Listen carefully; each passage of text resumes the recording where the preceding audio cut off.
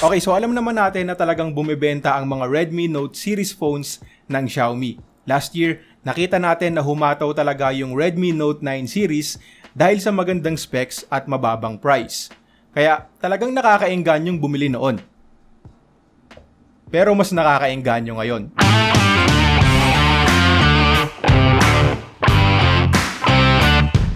Yo guys, Mon nga pala ng Hardware Voyage at titignan natin ang isa sa mga pinaka-pinag-uusapang phones ngayon, ang Redmi Note 10. Snapdragon 678, 48 megapixel quad camera setup, 5,000 mAh battery at AMOLED display sa halagang 8,490 pesos. So umpisahan na natin sa design. Makabago ang itsura ng camera at meron pang rainbow gradient effect. Itong kulay white na variant ay may matte finish kaya hindi halata yung mga fingerprint smudges at kahit na mostly gawa lang sa plastic yung body, mukha pa rin talaga tong premium na phone. Pero para sa akin hindi na dapat maglagay ng ultra premium na text dito sa camera. Actually parang nabawasan pa nga yung pagka-premium dahil dyan. Manipis lang yung phone, maganda yung grip at dahil meron din tong IP53 water and dust resistance, talagang hindi mo aakalain na wala pa tong 10,000 pesos. May dual speakers na rin, sapat yung lakas para sa isang kwarto, hindi rin sabog kahit na nakatodo yung volume, at okay na yung sound quality para sa isang smartphone.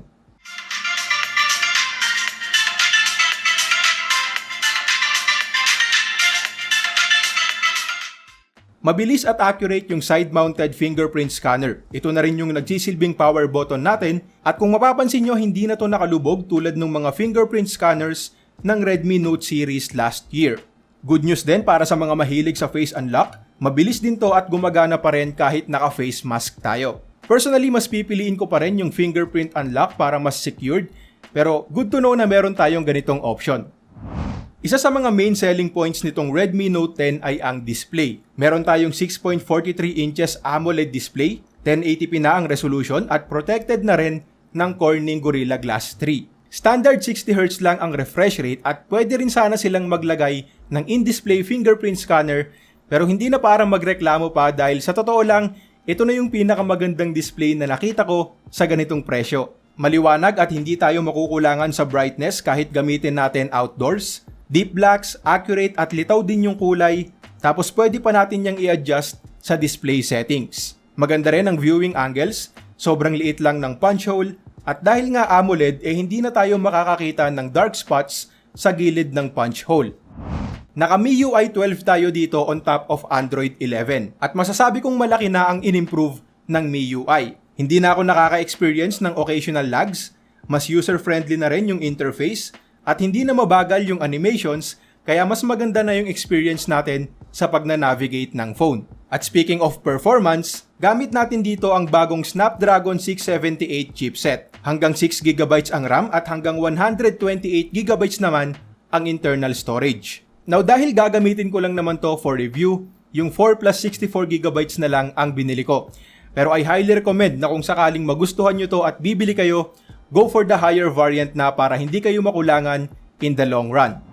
So balik tayo sa performance. Wala akong na-experience na lag sa paggamit ng mga social media apps, mabilis at responsive yung phone, at pagdating naman sa gaming, well, dalawa pa lang ang natetest ko. Sa Asphalt 9 makakapaglaro tayo ng maayos at high settings, pero may mga pasulpot-sulpot pa ring frame drops. Sa Mobile Legends naman, walang problema. Meron tong HFR at hanggang ultra settings pa, na kahit sa mga mid-range phones ngayon bihira ako nang makita. Ngayon kung gusto nyo pang makita yung performance nito sa iba pang mga games, i-click nyo na yung subscribe dahil mag-a-upload pa kami ng dedicated gaming review dito sa Redmi Note 10. Now pag-usapan naman natin yung camera. Sa dami ng magagandang sinabi ko tungkol sa phone na to, siguro ito na yung dahilan kung bakit mura lang. Baka tinipid tayo sa camera.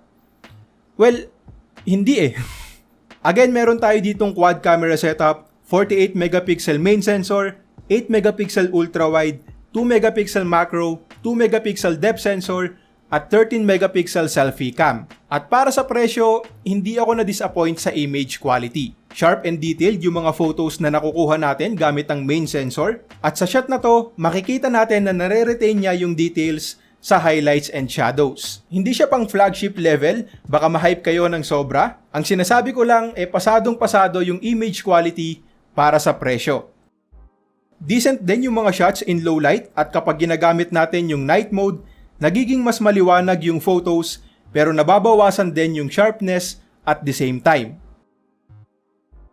Hindi kasing ganda yung mga shots gamit ang ultra-wide at macro camera, pero detailed pa rin naman at pwedeng-pwede na pang-upload sa social media.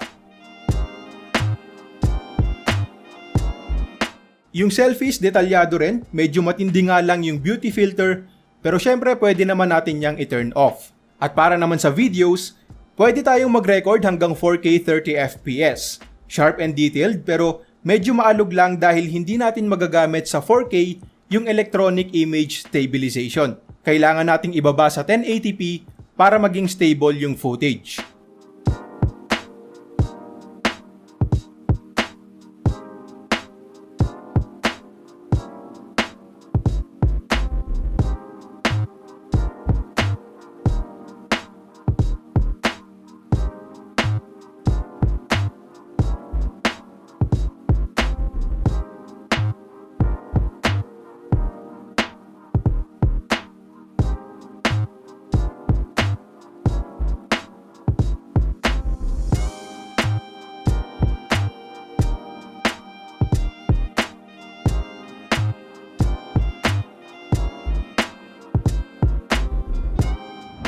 Meron tong 5,000 mAh battery na common na rin naman sa panahon ngayon, pero ang hindi common ay yung 33W fast charger sa isang budget phone. 1 hour and 15 minutes lang fully charged na itong Redmi Note 10 from 0 to 100%.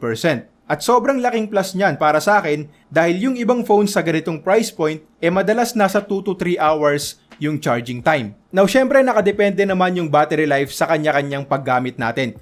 Pero kung FB, YouTube at konting games lang, sigurado namang tatagal sa atin to ng isang buong araw o higit pa, lalo na't mas tipid ang AMOLED kumpara sa LCD. Now meron lang akong na-encounter na isang maliit na issue. Kapag parehong naka-turn on yung Wi-Fi at GPS, minsan bumibitaw yung Wi-Fi. May mga times na kapag in-unlock natin yung phone, magdi-disconnect yung Wi-Fi, then magre-reconnect automatically after 30 seconds. Now, hindi naman big deal dahil nagre-reconnect din naman kaagad at most probably maaayos din naman to through software updates at tinanong ko din yung iba pang mga tech reviewers pero hindi naman nila to na-encounter. So kung sakali na lang na maranasan nyo rin to, turn off nyo na lang yung GPS dahil again, na-encounter ko lang naman yan kapag sabay na naka-on yung Wi-Fi at location.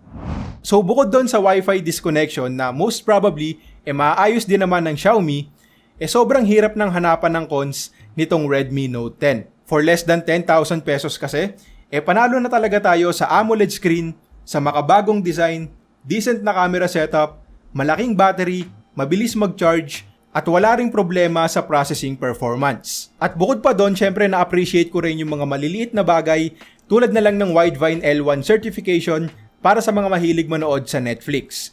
Hindi rin nila tinanggal yung headphone jack, dedicated micro SD card at IR blaster. Mas okay din yung haptic feedback dito kumpara sa ibang mga budget phones. At syempre andyan din yung always on display feature na sinamahan pa ng iba't ibang lighting effects kapag nakakatanggap tayo ng mga notifications. So kung may gusto man akong idagdag or baguhin dito, siguro 5G connectivity dahil alam naman natin na doon na tayo papunta. At sana sa kaliwa na lang nilagay yung selfie camera para talagang hindi makakasagabal kapag naka-landscape mode tayo.